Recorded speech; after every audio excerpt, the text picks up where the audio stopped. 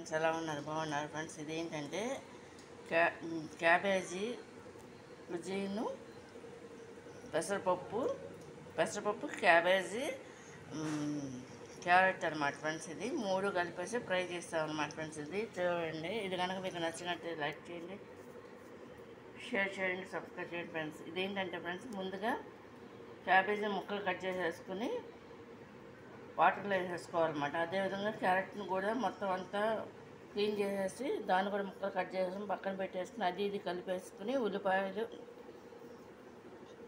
కరివేపాకు అన్నీ కూడా రెడీ పెట్టేసుకుని సరిపడా ఆయిల్లో వీటిని వేసేసుకుని కుక్ చేసేసుకోవాలన్నమాట. ముందు ఏంటంటే రెడీ పెట్టుకున్న ఆనియన్స్ను, కరివేపాకు, కొంతమంది పచ్చిమిరకాయలు వేస్తారు ఫ్రెండ్స్. మేము వేయము అనమాట. అన్నిటిలోనూ కొన్ని కర్రీస్లో మాత్రమే వేస్తాం అన్నమాట పచ్చిమిరకాయ అనేది.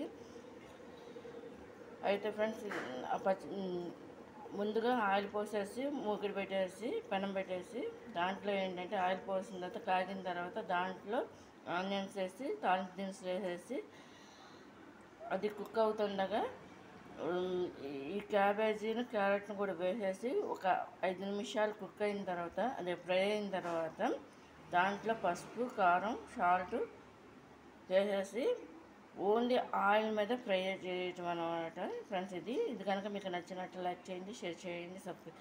ఇందులో మర్చిపోయా ఫ్రెండ్స్ చెప్పడం, కొబ్బరి ముక్కలు కూడా, అంటే కోకోనట్ ముక్కలు కూడా, కొబ్బరికాయ చెప్పు ఉంటుంది కదా, దాని యొక్క ముక్కలు అనమాట, అది కూడా వేసేసుకుని ఫ్రై చేసుకోవాలన్నమాట ఫ్రెండ్స్. ఇది మా ఇంట్లో మేము ఈ విధంగా చేస్తామన్నమాట ఫ్రెండ్స్. ఇది కనుక మీకు నచ్చినట్టు లైక్ చేయండి, షేర్ చేయండి, సబ్స్క్రైబ్ చేయండి ఫ్రెండ్స్. బాయ్. ఇదేంటంటే